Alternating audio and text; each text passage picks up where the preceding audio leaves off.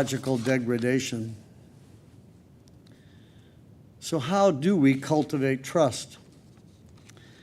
I think the handout I gave you gives us a good place to start, a good place to give us some guidelines for cultivating trust and for evaluating to what extent each of us is already cultivating trust, and also where our growing edges are for stimulating and nurturing trust. For cultivating trust always begins with each of us. But that beginning only fulfills its purpose in the quality of the relationships that we grow, the quality of the relations that grow from the trust that we have initiated. So I think this handout can be helpful. It can be a telescope into the inner space of how and what we trust, and how we cultivate trust in the world around us. The 4 points. When people believe you are only concerned with your self-interest and don't consider the interests of others as well, they may trust your sincerity, reliability, and competence, but they will tend to limit their trust of you to specific situations or transactions. On the other hand, when people believe you hold their interest in mind as well, they will extend their trust more broadly to you. The assessment that you are honest, that you say what you mean and mean what you say. You can be believed and can be taken seriously.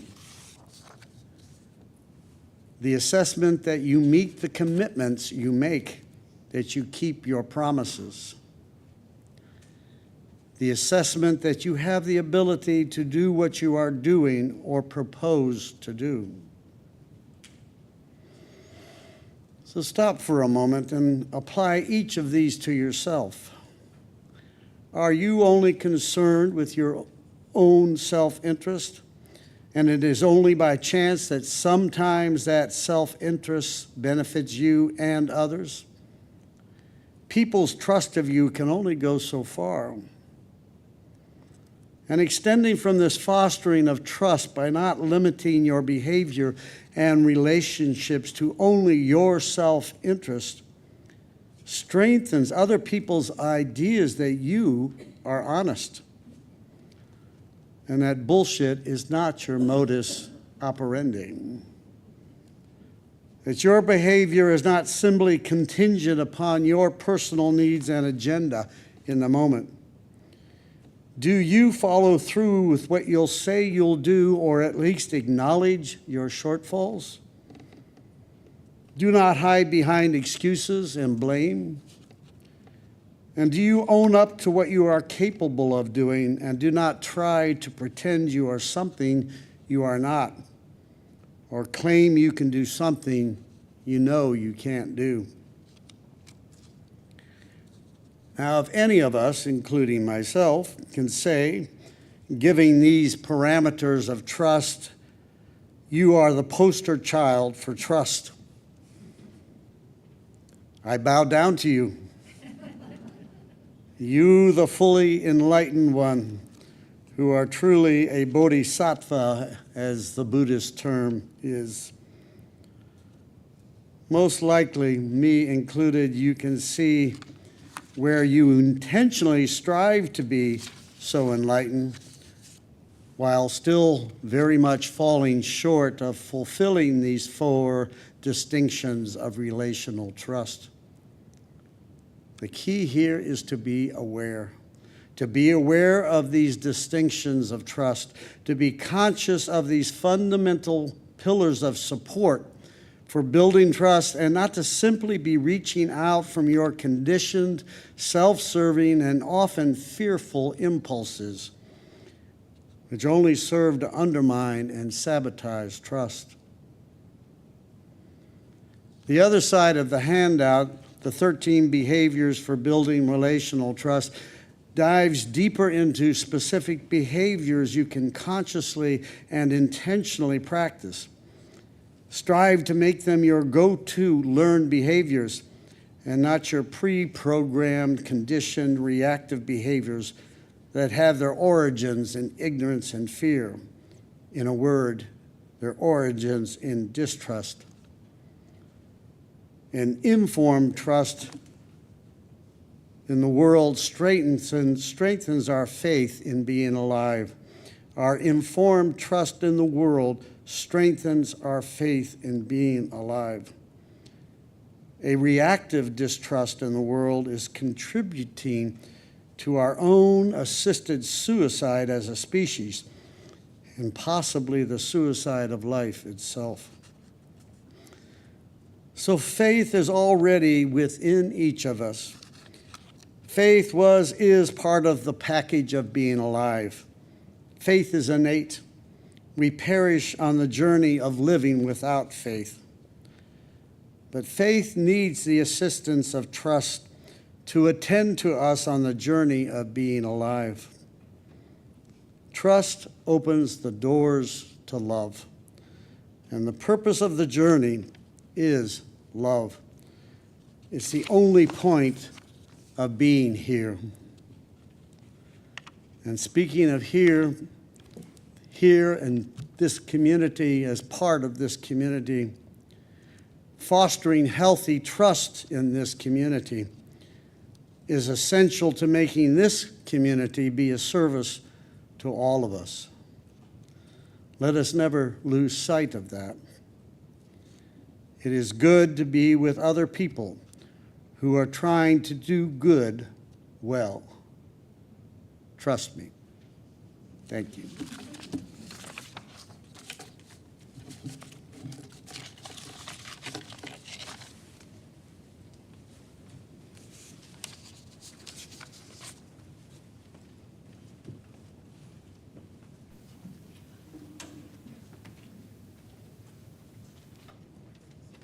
Part of our being part of this community, obviously, is trying to maintain what is necessary to keep the place going and be able to support the incredible staff that is here and the other projects and programs that we try to initiate and be part of. So it is always asking for money is not the primary reason we exist, but it is certainly a very important part to help things keep going. So thank you for your generosity.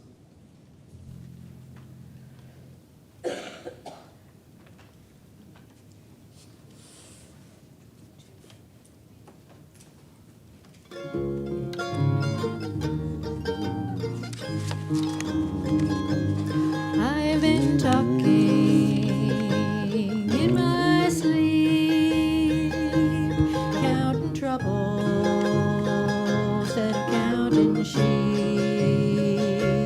Where the years went, I can't say. I just turned around and they'd gone away. I've been sifting through the layers of dusty books and faded papers. They tell a story I used to know. It's one that happened so long ago. It's gone away in yesterday, and now I find myself on the mountainside, where the rivers change direction across the great divide. Now I heard the owl calling softly as the night was falling, with a question, and I replied, but he'd gone away beyond the borderline. He's gone away in yesterday, and now I find myself on the mountainside, where the rivers change direction across the great divide.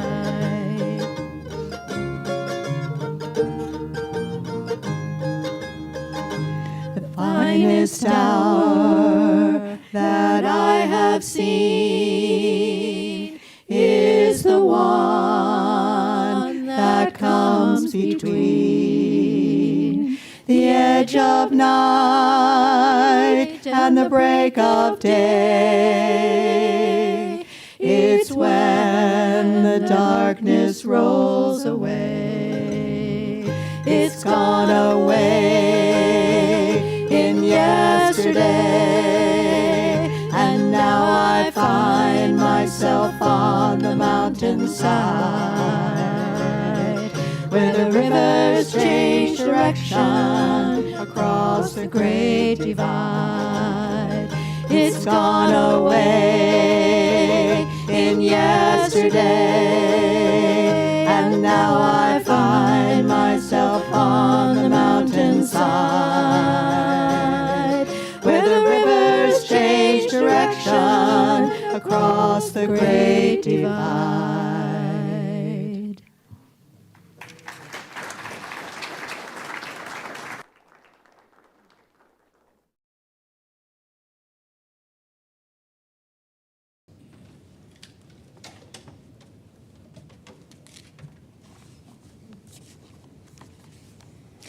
Good morning. My name is Sally Garber. It's my honor to represent the Caring Committee this morning. As you know, the Caring Committee presents the joys and the concerns of the congregation each Sunday. So if you have a joy or concern, I encourage you to either give me a phone call the office, or write it in the Caring Committee book, which sits on the altar each morning. I have a joy first to share with you. During our March special collections for NAACP, we raised $1,435. Thank you for your generosity. Also a warning, next Sunday will be our last special collection for the year. We'll be collecting for CASA, court-appointed special advocates. So keep that in mind next Sunday. Thank you. Also, I want to let you know that Betsy Biesenbach is still in the hospital. She had a second cyst taken care of. She's hoping to come in Tuesday, so please cross your fingers for her and hope that she does get to go home. One more item I'd like to share with you. I'd like to give a big thank you to all of you who signed up to provide meals for Rev. Walter and Yvette in May. But I have one question. Somebody signed up for May 30th to bring chicken Caesar salad, which sounds great, but I don't know who that somebody is. So if that somebody happens to be you, please let me know.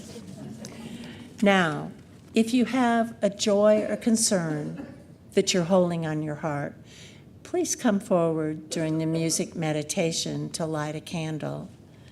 Thank you.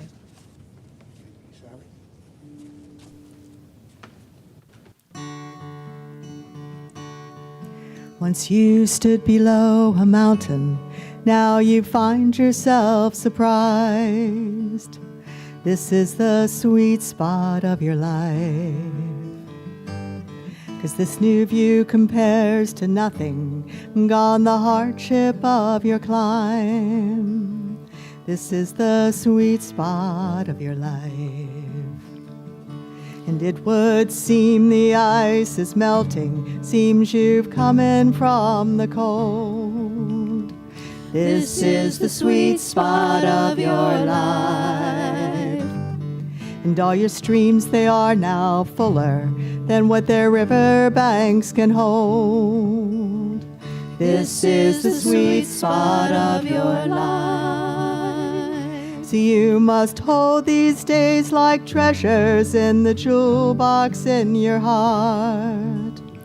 This is the sweet spot of your life.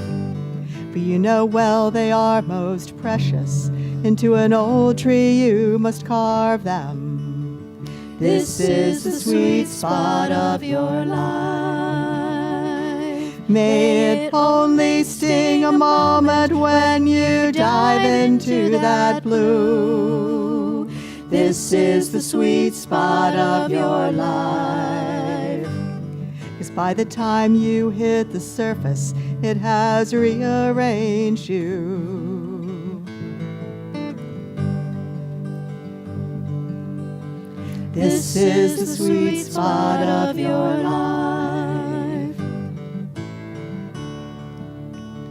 You always wanted something solid, just one solid thing. Oh, but angels are so fickle, they only love you when you sing. But you don't need those fickle angels to shine.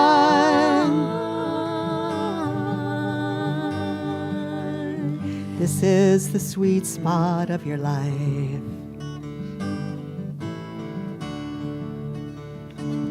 Once you stood below a mountain, now you find yourself surprised.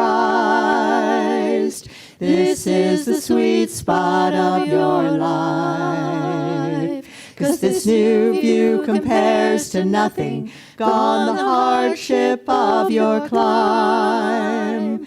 This is the sweet spot of your life.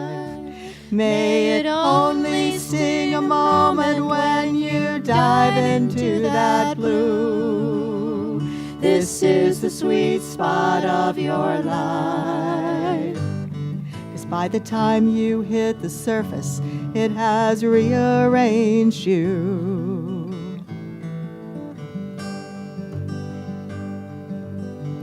This is the sweet spot. This is the sweet spot. This is the sweet spot of your life.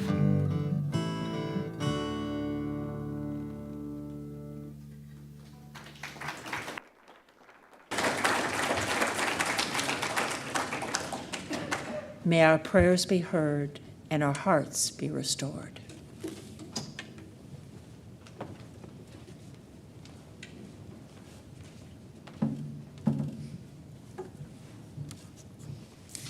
Our announcements today are very simple. We're getting better. The Green Team is having their monthly Climate and Clean Energy Rally immediately after the service, and that will be on the corner of Brandon and Brandon. Also, our annual picnic will be on May 19th at the Wasena Park shelter that we've used in the past. That begins at 11 a.m. There will be a very brief service because we're not going to get in the way of people and their food. This will be a potluck like we've done in previous years. There's no Sunday service on that date. And we're having it a little earlier this year because the playground equipment got very, very hot, which was hard for the children. So we're trying to accommodate for that. The May newsletter does have more details.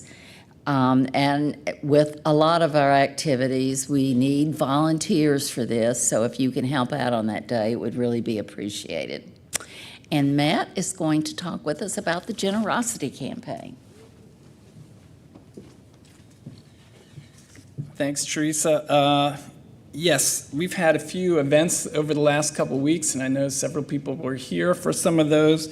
We had our poetry and music coffee house a couple of weeks ago. We had 7 people reading poetry, 7 groups or individuals performing music, including that last number that we just heard. And it was a really great night. I think on our YouTube channel, over 150 views of that, so I think there's something there to tap into. This past Friday night, we had karaoke in the back room, and it was just a really great night. A lot of singing, a lot of laughing. Rev Kirk even got a number in on Friday night, so if you weren't there, you missed it. But given what happened, I'm sure that will happen again sometime in the future. It was really great. These are both great examples of what UCR can look like aside from a Sunday morning. With that in mind, next Saturday night, May 4th, we're going to have a dinner here celebrating the generosity campaign. We're calling it a harvest feast, even though it's in the springtime. We sent out invitations by email using the Evite platform, but it's come to my attention not everybody received an email on that. So I apologize, but you can come to me after the service. I'll be at a table in the back where you can sign up. There's no cost for the event, and we're happy to have anybody, friend, member, either way, you're welcome to join us. But I do need to give some numbers to the caterer by Monday, so if we could talk to you after the service. At the dinner, we'll have some remarks by Tyler Coles. Tyler was a member of this congregation, went on to seminary after he graduated college. He's now working full-time for the UUA, so he's going to come back and have some remarks, which should be great to see him. Several people have asked about pledging. The website is now open for pledging. It's very easy to navigate to. Go to the website. There's a donation and giving tab that you can find. We also have pledge cards in the back, but I would also encourage you to wait until after next Saturday if you're coming to dinner to be fully juiced up and inspired before you consider what you're planning on doing. Our target this year for the campaign is $286,000. So that's a lot of money. And if we look around the room, right, this is where it's coming from, plus a few folks that aren't here this morning. The UUA has a fair share contribution guide, which we've adopted to kind of benchmark. So we consider, we say strive for 3 to 5. So that's 3 to 5% of your household income if you're looking for a benchmark. But I'll say if you've been pledging in the hundreds of dollars range over the last couple of years, think about what it would take to get to 1,000. Last year we had 17 very generous pledges over $5,000. If we could get to 20 or 25, it would really mean a lot to the congregation. But regardless of the amount, all gifts are valued and meaningful, and we do ask everyone to make a pledge. So I have more information about that in the back. Come see me after the service. Most importantly, I wanted to make sure people are aware of the dinner on Saturday night and that the website is now open and running and accepting pledges. Thank you. Time is 6:30 for the dinner, 6:30 next Saturday night. Thank you.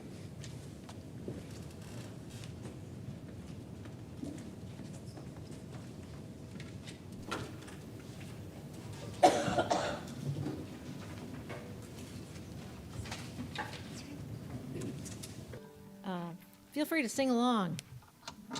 This is a UU standard. So if you don't know it, learn it. I went to GA last year and everybody was singing it. Ready? 1, 2, 3,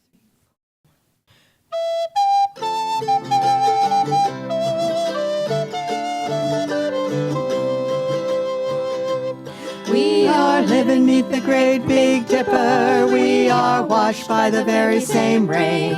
We are swimming in the stream together, some in power and some in pain. We can worship this ground we walk on, cherishing the beings that we walk beside. Loving spirits will live forever. We're all swimming to the other side. We are alone and we are searching, hungering for answers in our time. We are balanced at the brink of wisdom. We're impatient to receive a sign. We move forward with our senses open. Imperfection, let it be our crime. In humanity we will listen. We're all swimming to the other side.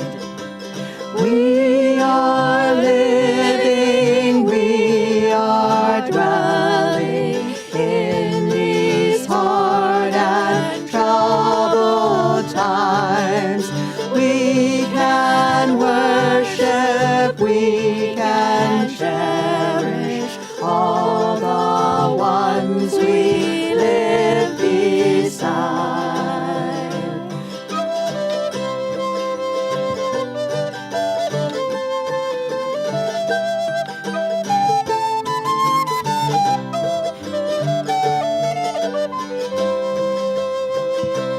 On this journey through thoughts and feelings, finding intuition, my head and heart, we are gathering the tools together. We're preparing to do our part. All of those who have come before us band together to be our guide. Loving lessons that we will follow. We're all swimming to the other side.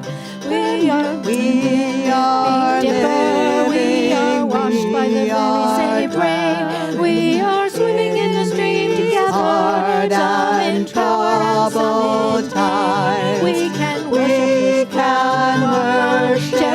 weeks that we've had beside. Loving spirits will live forever. We're all sailing to the other side. When we get there, we'll discover all of the gifts we were given to share have been with us since the beginning, but we never noticed they were there. We can balance at the brink of wisdom, never recognizing we've arrived. Loving spirits will live forever. We're all swimming to the other side. Loving spirits will live forever. We're all swimming to the other side.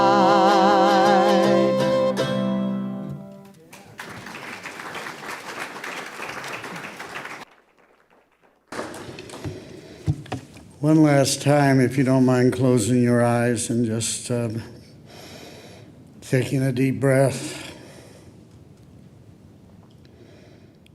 Whatsoever things are true, whatsoever things are honorable, think on these things. Whatsoever things are lovely, whatsoever things are of good report, think on these things. If there be any virtue, if there be any praise, think on these things. May you leave here today renewed in spirit and a greater sense of your relationship with others and cultivating the trust between you and those you meet, because that's what our world is depending upon, because there's really not much to look forward to if we can't trust one another. Amen.